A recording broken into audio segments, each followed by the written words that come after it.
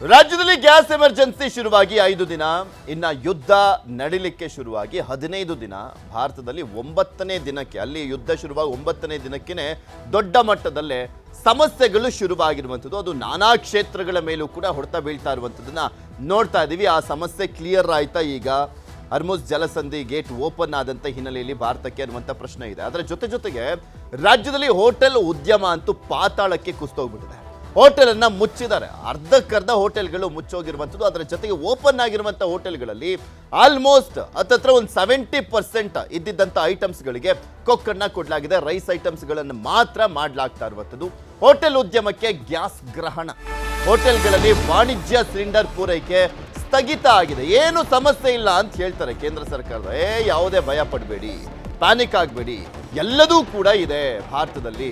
ಈಗ ಪೂರೈಕೆಯನ್ನ ಜಾಸ್ತಿ ಮಾಡಲಿಕ್ಕೆ, ಅದರ ಜೊತೆಗೆ ಉತ್ಪಾದನೆಯನ್ನ ಜಾಸ್ತಿ ಮಾಡಲಿಕ್ಕೆ ಹೇಳಿದ್ದೀವಿ, ಭಯ ಪಡುವಂತ ಅಗತ್ಯ ಇಲ್ಲ ಅಂತ ಹೇಳಿದ್ರು ಕೂಡ ಗ್ರೌಂಡ್ ರಿಯಾಲಿಟಿ ನೋಡ್ತಾ ಇದ್ರೆ ಗ್ಯಾಸೇ ಸಿಗ್ತಾ ಇಲ್ಲ, ಗ್ಯಾಸೇ ಪೂರೈಕೆ ಆಗ್ತಾ ಇಲ್ಲ. ಬರಬೇಕಾದಂಥ ಗ್ಯಾಸು ಎಲ್ಲೂ ಕೂಡ ಬರ್ತಾ ಇಲ್ಲ, ಸಪ್ಲೈ ಆಗ್ತಾ ಇಲ್ಲ. ಸಪ್ಲೈ ಚೈನ್ ಮೇಲಂತೂ ದೊಡ್ಡ ಹೊಡೆತ ಬಿದ್ದಿರುವಂಥ ಹಿನ್ನೆಲೆಯಲ್ಲಿ ಸಮಸ್ಯೆಗಳ ಆಗರವಾಗಿದೆ. ರಾಜ್ಯದಾದ್ಯಂತ ಬಂದಾಗ್ತಾ ಇರುವಂಥದ್ದು ಹೋಟೆಲ್ಗಳು. ಕೆಲವು ಕಡೆ ಮೆನು ಕಡಿತಾ ಆದರೆ ಇನ್ನು ಆಪ್ಷನ್ಸ್ ಇರುವಂಥವ್ರು ಬಾಯ್ಲರ್ ಯೂಸ್ ಮಾಡ್ತಾ ಇದ್ದಾರೆ, ಸೌದೆಯನ್ನ ಯೂಸ್ ಮಾಡಿಕೊಂಡು ಅಡುಗೆಯನ್ನ ತಯಾರು ಮಾಡ್ತಾ ಇದ್ದಾರೆ. ರೆಸಾರ್ಟು, PG, ವೃದ್ಧಾಶ್ರಮಗಳಿಗೂ ಕೂಡ ಗ್ಯಾಸ್ ಹೊಡೆತ ಕೊಡ್ತಾ ಇದೆ. ಇನ್ನು ಗೃಹ ಬಳಕೆಯ ಗ್ಯಾಸ್ ಸಿಲಿಂಡರ್ ವಿಚಾರದಲ್ಲಿ ಇಷ್ಟು ದೊಡ್ಡ ಮಟ್ಟದಲ್ಲಿ ಹೊಡೆತ ಕಾಣಿಸಿಲ್ಲ.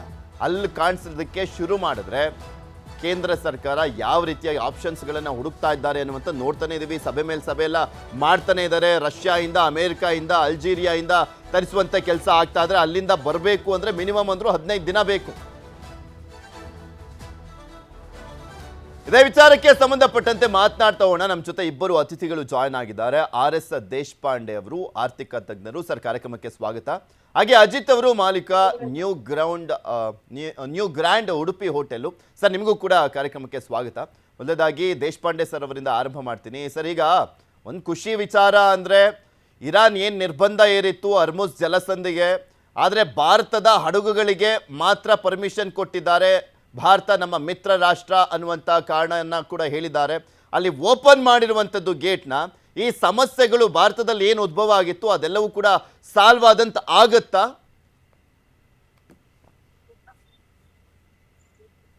ಇದು ಬಂದಿರೋದು ಕಾಸ್ಟ್ ಪುಷ್ ಇನ್ಫ್ಲೇಷನ್, ಅಂದರೆ ಪ್ರೊಡಕ್ಷನ್ ಕಾಸ್ಟ್ ಜಾಸ್ತಿ ಆಗಿರೋದು. ಇನ್ನೊಂದು ಒಂದು ನನ್ನ ದೇಶದಲ್ಲಿ ಒಂದು ನಮ್ಮ ಕಲ್ಚರಲ್ಲಿ ಇದೆ.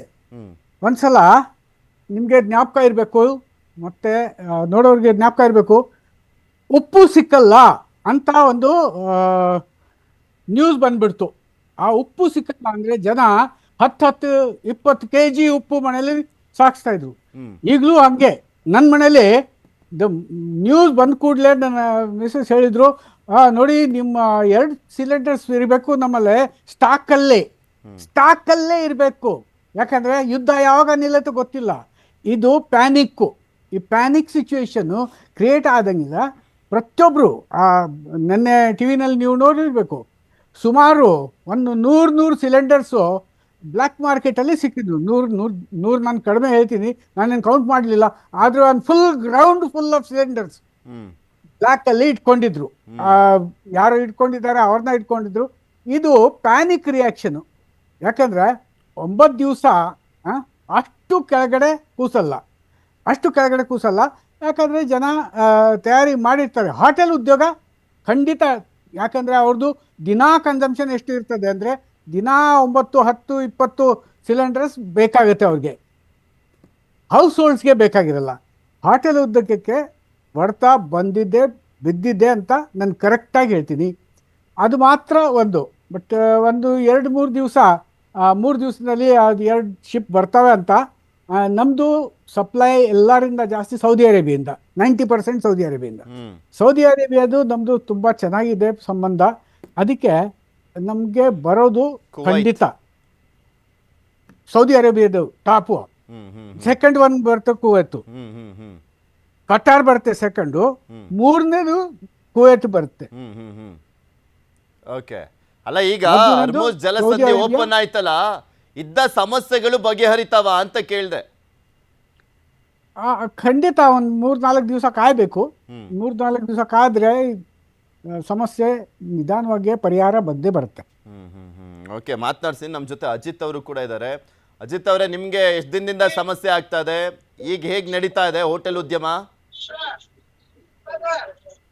ಸರ್, ನಮ್ಗೆ ಒಂದು 4 days ಇಂದ ಗ್ಯಾಸ್ ಸಪ್ಲೈ ತುಂಬಾ ವ್ಯತ್ಯಯ ಆಗಿದೆ. ಆದ್ರೂ ನಾವು ಹಳೆ ಸ್ಟಾಕ್ ಇಟ್ಕೊಂಡಿರೋ ಒಂದು 15 ಸಿಲಿಂಡರ್ ಇಂದ ಮ್ಯಾನೇಜ್ ಮಾಡ್ಕೊಂಡ್ ಬರ್ತಿದೀವಿ. ಬಟ್ ಅದು ವೆರಿ ಲಿಮಿಟ್ ಐಟಮ್ಸ್ ಕೊಡ್ತಾ ಇದೀವಿ. ಯಾಕಂದ್ರೆ ಜಾಸ್ತಿ ಕನ್ಸಂಪ್ಷನ್ ತಗೊಳ್ಳೋಂತದ್ದು, ಸಿಲಿಂಡರ್ ಕನ್ಸಂಪ್ಷನ್ ತಗೊಳ್ಳೋಂತ ಫುಡ್ ನಾವು ಕೊಡ್ತಾ ಇಲ್ಲ ಇವಾಗ. Very limited. ಯಾವ್ದ್ರಲ್ಲಿ ನಮ್ಗೆ ಗ್ಯಾಸ್ ಯೂಸ್ ಮಾಡ್ಕೊಂಡು ಕೊಡುವಂತ ಐಟಮ್ಸ್ ಏನಿದೆ ಅದನ್ನ ಮಾತ್ರ ಪ್ರೊವೈಡ್ ಮಾಡ್ತಾ ಇದೀವಿ. ಕಂಪ್ಲೀಟ್ ಆಗಿ ಹೇಳ್ಬೇಕಂದ್ರೆ ಒಂದು 80% ಐಟಮ್ಸ್ ನ ಸ್ಟಾಪ್ ಮಾಡಿದೀವಿ. 20% ಏನ್ ಚಿತ್ರಾನ್ನ, ರೈಸ್ ಬಾತ್, ಆಮೇಲೆ ಪುಳಿಯೋಗರೆ, ಈ ತರ ಏನ್ ಐಟಮ್ಸ್ ಇದೆ ಇದನ್ನ ಮಾತ್ರ ಪ್ರೊವೈಡ್ ಮಾಡ್ಕೊಂಡು ಬರ್ತಿದೀವಿ. ಇವತ್ತಿನ ತನಕ ಬಂದ್ ಮಾಡಿಲ್ಲ. ಸೊ ಬೇಸಿಕ್ ನೀಡ್ಸ್ ಆದ್ರಿಂದ ನಾವು ಕೊಡ್ತಾ ಬರ್ತಾ ಇದೀವಿ. ರೈಸ್ ಐಟಮ್ಸ್ಗೆ ಜಾಸ್ತಿ ಪ್ರಿಫರೆನ್ಸ್ ಕೊಟ್ಟು ಮಾಡ್ತಾ ಇದ್ದೀರಾ? ಹೌದು ಸರ್. ಯಾಕಂದ್ರೆ ನಮ್ದು ನಿಯರೆಸ್ಟ್ ಸ್ವಲ್ಪ ಪ್ರೈವೇಟ್ ಹಾಸ್ಪಿಟಲ್ಸ್ ಇದೆ, ಹಾಗೆ ಲೇಡೀಸ್ PG ಈ ತರ ಇದೆ. ಅವ್ರು ಯಾಕಂದ್ರೆ ಇಲ್ಲಿ ನಮ್ ಇದಕ್ಕೆ ಡಿಪೆಂಡ್ ಆಗಿದ್ದಾರೆ. ಅವರು ಇಲ್ಲಾಂದ್ರೆ ಖಾಲಿ ಮಾಡ್ಕೊಂಡು ಊರಿಗೆ ಹೋಗ್ಬೇಕಾಗತ್ತೆ. ಆ ತರ ಪರಿಸ್ಥಿತಿಯಲ್ಲಿ ಇದಾರೆ ಅವರು. ಯಾಕಂದ್ರೆ ಇದು ಒಂದು ಹೇಳಿ ನಮ್ದು ಆರ್ಥಿಕ ಇದನ್ನ ಇಟ್ಕೊಂಡು ನಾವು ಮಾಡ್ತಾ ಇಲ್ಲ. ಯಾಕಂದ್ರೆ ನಾವು ಪಬ್ಲಿಕ್ ಸರ್ವಿಸ್ ಕೊಡೋ ರೆಸ್ಪಾನ್ಸಿಬಿಲಿಟಿ ನಮಗೂ ಇರ್ತದೆ. ಯಾಕಂದ್ರೆ ಇದು ಹಣದ ವಿಚಾರ ಆಗ್ಲಿ, ವ್ಯವಹಾರ ಉದ್ದೇಶ ಪೂರಿತೂ ಅಲ್ಲ.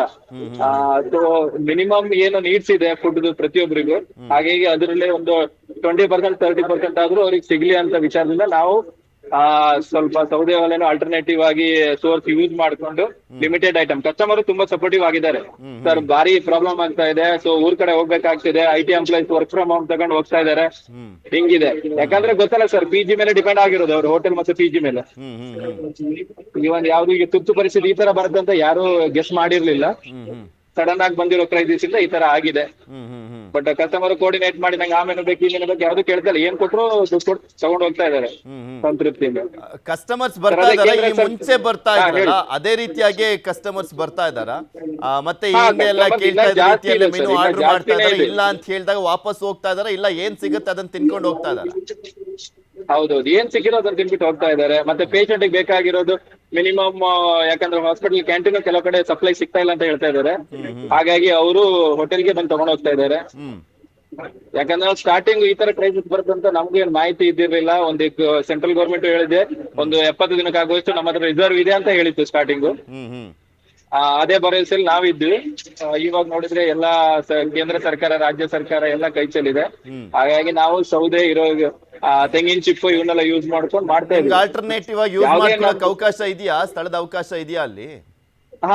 ಇದೆ ಸರ್. ಇರೋದು ಮಾಡ್ಕೊಡ್ತಿದ್ದಾರೆ. ಪಬ್ಲಿಕ್ ಹೆಲ್ಪ್ ಮಾಡ್ತಾ ಇದಾರೆ. ಖಾಲಿ ಸೈಟ್ ಬಿಟ್ಕೊಡ್ತಾ ಇದಾರೆ ನಮ್ಗೆ. ನೀವು ಒಲೆ ಹಾಕೊಂಡ್ ಮಾಡಿ ಹಾಸ್ಪಿಟ್ಲ್ PG ಇವಕ್ಕೆಲ್ಲ ತೊಂದರೆ ಆಗ್ಬಾರ್ದು ಮಾಡಿ. ಜನ ಬೆಂಗಳೂರಲ್ಲಿ ಲೈಫ್ ಲೀಡ್ ಮಾಡೋದೇ ಸ್ವಲ್ಪ ಪರಿಸ್ಥಿತಿ ಬಂದಿದೆ ಬ್ಯಾಚುಲರ್ಸ್ ಇರೋದ್ರಿಂದ. ಹಾಗಾಗಿ ಸೌದೆ ಎಲ್ಲ ಸಿಗ್ತಾ ಇದೆಯಾ? ಸೌದೆನೋ ಡಿಮ್ಯಾಂಡ್ ಇದೆ ಸರ್. ಇರೋದ್ರಲ್ಲಿ ಏನೋ 1 to double ರೇಟ್ಸ್ ಕೊಟ್ಟು ತಗೊಂತ ಇದೀವಿ. ಅದ್ರಲ್ಲೇ ಮ್ಯಾನೇಜ್ ಮಾಡ್ತಾ ಇದೀವಿ. ಯಾಕಂದ್ರೆ ಪರಿಸ್ಥಿತಿನ 4-5 ದಿನ ಸಿಗ್ಬೋದಂತಾರೆ, ಅದು ಗ್ಯಾರಂಟಿ ಇರಲ್ಲ ತಮಗೆ ಗೊತ್ತಿದ್ದಾಗೆ. ಈಗ ಮುಂಚೆ ಎಷ್ಟು ಖರ್ಚು ಮಾಡ್ತಾ ಇದ್ರಿ ಗ್ಯಾಸ್ನ?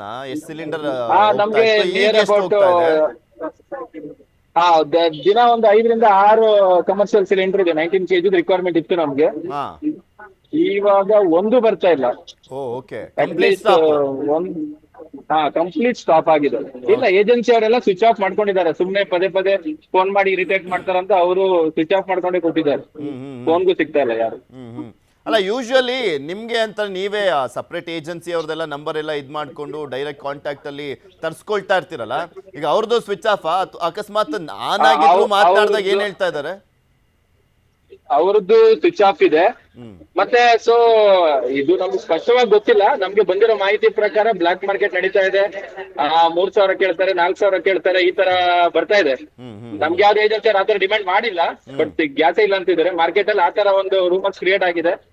ಆದ್ರಿಂದ 4,000 5,000 ಕೊಟ್ಟು ತಂದು ಇಲ್ಲಿ ಅನ್ನ ಸಾಂಬಾರು 50 ರೂಪಾಯಿ ಇರೋ ಐಟಮ್ಸ್ ನಮಗೂ ಮಾರಕ್ ಆಗಲ್ಲ. ಒಂದು 4 ದಿನ 3 ದಿನ ವೆಯ್ಟ್ ಮಾಡಿ ನಾವು ಕ್ಲೋಸ್ ಮಾಡೋ ಹಂತಕ್ಕೆ ಬರ್ತೀವಿ ಸರ್. ಅಲ್ಲ, ನೀವು ಯೂಶುವಲಿ ಸ್ಟೋರ್ ಮಾಡಿ ಇಟ್ಕೊಳ್ತಾ ಇದ್ರ ಒಂದು 15 ಸಿಲಿಂಡರ್ ಯಾವಾಗ್ಲೂ, ಅಥವಾ ಈ ಕ್ರೈಸಿಸ್ ಶುರು ಆದ್ಮೇಲೆ ಒಂದ್ಸಲ ಸ್ಟೋರ್ ಮಾಡ್ಕೊಂಡ್ಬಿಡೋಣ ಅಂತ ಇಟ್ಕೊಂಡಿದ್ದ? ಹೇಳಿ ಸರ್. ಅಲ್ಲ, ಈ ಯೂಶುವಲಿ ನೀವು ಯಾವಾಗ್ಲೂ ಒಂದು 15 ಸಿಲಿಂಡರ್ ನ ಸ್ಟೋರ್ ಮಾಡಿ ಇಟ್ಕೊಳ್ತಾ ಇದ್ರ ಶುರು ಆದ್ಮೇಲೆ ಅಂತ? ಏಜೆನ್ಸಿ ಒಂದು ಫೋನ್ ಮಾಡಿದ ತಕ್ಷಣ 5 ಸಿಲಿಂಡರ್ ತಂದು ಕೊಡೋರು ಇಮಿಡಿಯೇಟ್. ಓಕೆ, ಸಪ್ಲೈ ನೀಟಾಗಿತ್ತು ಮುಂಚೆ, ಏನು ಪ್ರಾಬ್ಲಮ್ ಇರ್ಲಿಲ್ಲ.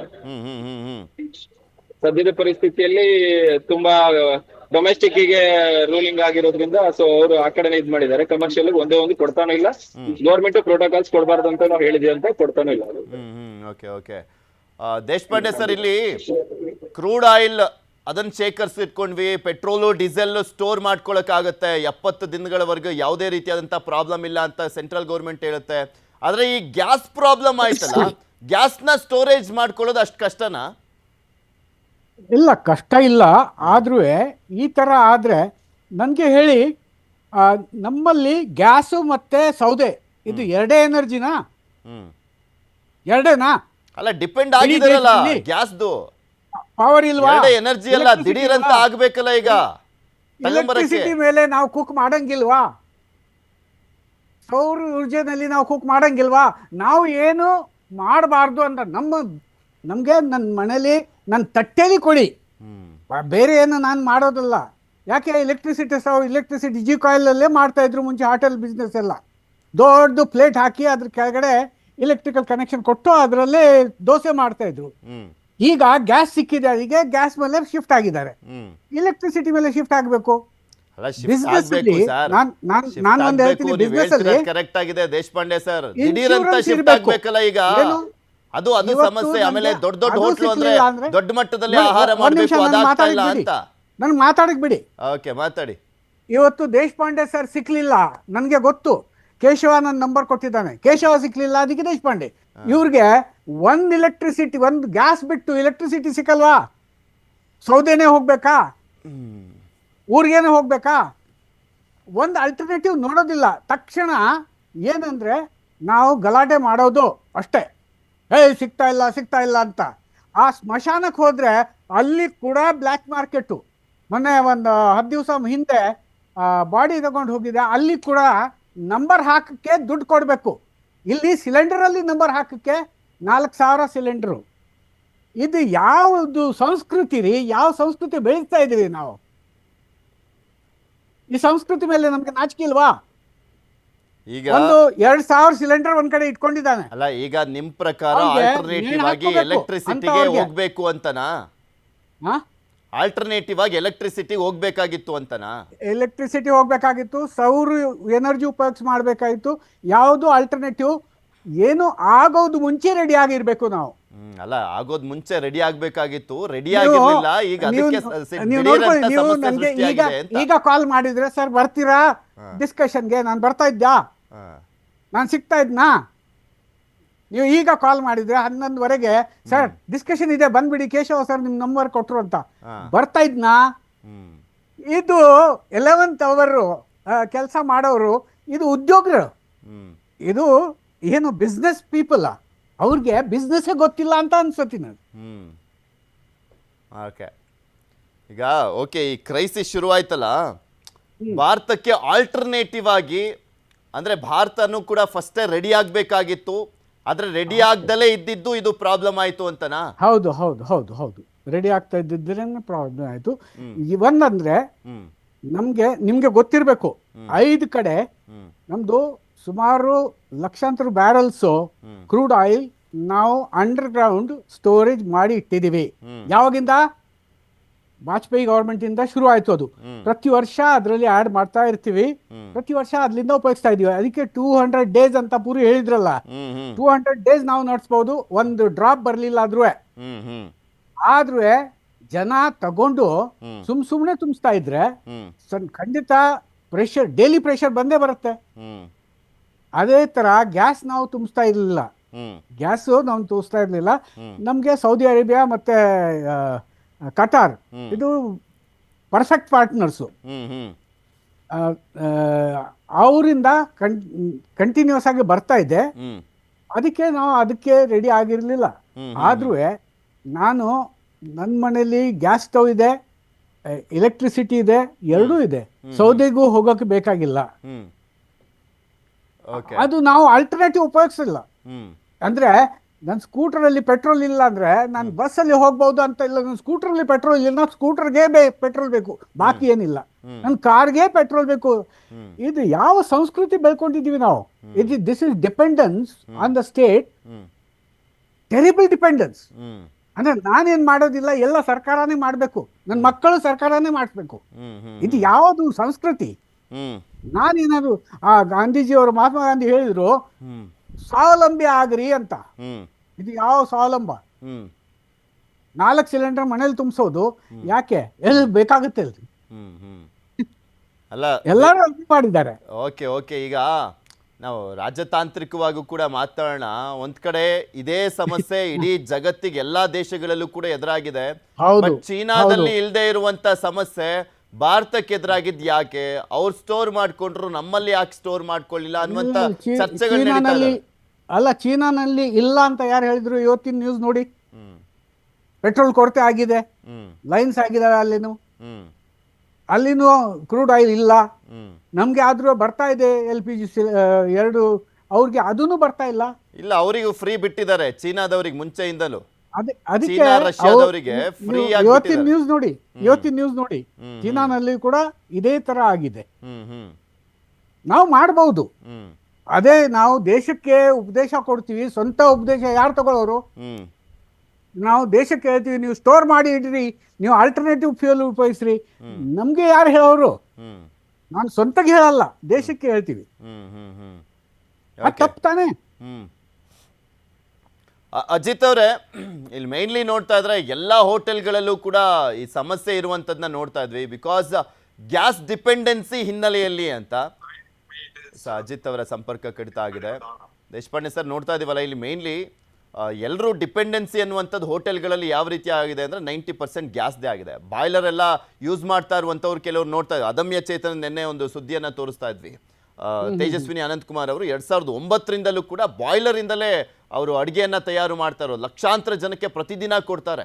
ಅವ್ರದ್ದು ಯಾವುದು 0% gas dependency. This is right time ಅಂತ ಅನ್ಸುತ್ತಾ ಶಿಫ್ಟ್ ಆಗ್ಲಿಕ್ಕೆ? ಮುಂಚೆನೆ ಶಿಫ್ಟ್ ಆಗ್ಬೇಕಾಗಿತ್ತು, ಇದು ರೈಟ್ ಟೈಮ್ ಇಲ್ಲ. ಅಂದ್ರೆ ಬಾವಿನಲ್ಲಿ ಬಿದ್ದಾದ್ಮೇಲೆ ಈಜಿ ಕಲಿಯೋದು ಅದು ಬೇಕಾಗಿಲ್ಲ, ಮುಂಚೆನೆ. ಅದಕ್ಕೆ ಹೇಳಿದ್ದೇನೆ, ದಿಸ್ ಇಸ್ ನಾಟ್ ಬಿಸ್ನೆಸ್ ಅಕ್ಯುಮನ್. ಇವ್ರ ಬಿಸ್ನೆಸ್ ಅಲ್ಲಿ ಇರಬಾರ್ದು, ಅಂಗಡಿ ಮುಚ್ಕೊಂಡು ಹೋಗ್ಬೇಕು ಮನೆಗೆ. ಯಾಕಂದ್ರೆ ಒನ್ ಸ್ಮಾಲ್ ಅಬರೇಷನ್ ಅವರು ಅಡ್ಜಸ್ಟ್ ಮಾಡಕ್ ಆಗಲ್ಲ ಅಂದ್ರೆ ಯಾವ ಬಿಸ್ನೆಸ್ ಮಾಡ್ತಾರೆ?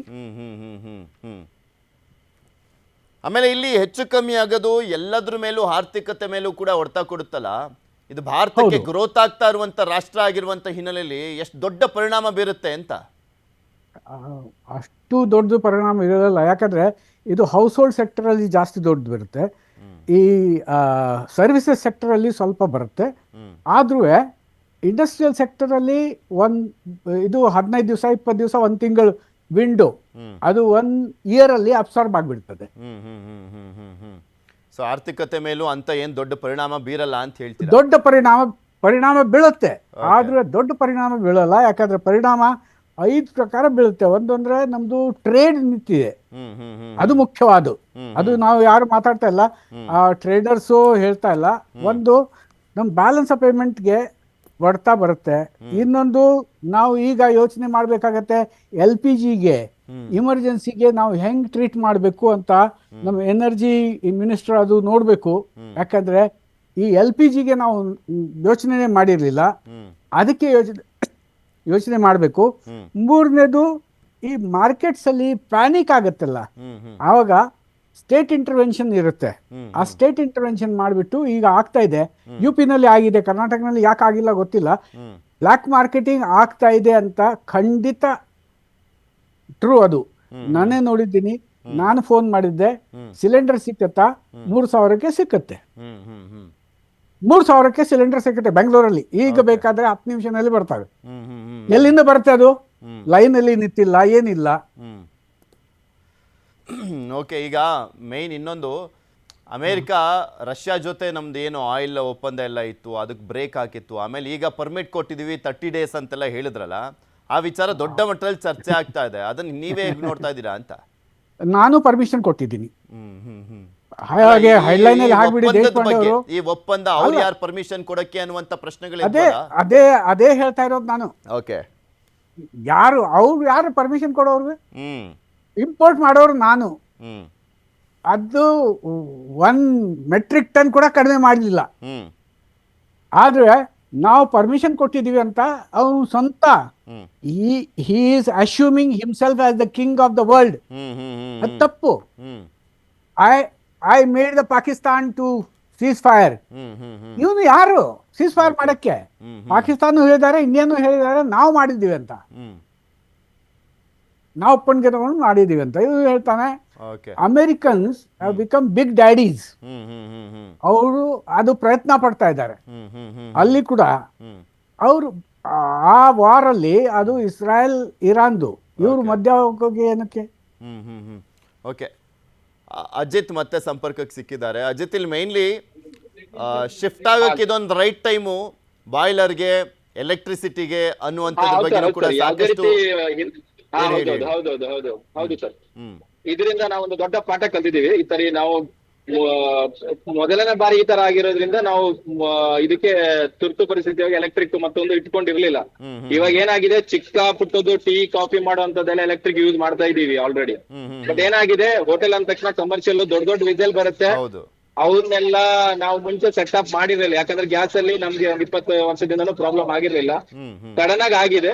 ಮುಂದಿನ ದಿನಗಳು ನಾವು ಇದಕ್ಕೆ 100% ತಯಾರಿಯಾಗಿ ಇರ್ತೀವಿ. ಹ್ಮ್ ಹ್ಮ್ ಹ್ಮ್ ಹ್ಮ್ ಹ್ಮ್ ಹಾಗೆ ಇವಾಗ ಆಲ್ಟರ್ನೇಟಿವ್ ಆಗಿ ಎಲೆಕ್ಟ್ರಿಕ್ ವೆಹಿಕಲ್ ಬಂದಿದ್ದಾರೋ ಜನ, ನಾವು ಹೋಟೆಲ್ ಇಂಡಸ್ಟ್ರಿ ಅವರು ನಾವು ಆಲ್ಟರ್ನೇಟಿವ್ ಗ್ಯಾಸ್ ಡಿಪೆಂಡ್ ಆಗದೆ ಒಂದು 50% ಮಿನಿಮಮ್ 50% ಪ್ಲಸ್ ಎಲೆಕ್ಟ್ರಿಕ್ ಅಲ್ಲೇ ಯೂಸ್ ಮಾಡೋ ಪ್ಲಾನ್ ನಾವು ಮಾಡ್ಕೊಂಡಿದೀವಿ. ಹ್ಮ್ ಹ್ಮ್ ಹ್ಮ್ ಇವಾಗ ಇನ್ನೊಂದು ಸಮಸ್ಯೆ ಏನಾಗಿದೆ ಅಂದ್ರೆ, ನಮ್ಗೆ ಇಂಡಸ್ಟ್ರಿಯಲ್ ಅಲ್ಲಿ electric commercial oven, commercial stove ಎಲ್ಲ ಮಾಡ್ಕೊಡೋರ್ಗೆ ಏನಾಗಿದೆ, ತುಂಬಾ ವಿಪರೀತ ಡಿಮ್ಯಾಂಡ್ ಆಗಿದೆ. ಅವರು ಕೈ ಚೆಲ್ಲಿ ಕೂತಿದ್ದಾರೆ ಸದ್ಯದ ಪರಿಸ್ಥಿತಿಯಲ್ಲಿ. ಓಕೆ.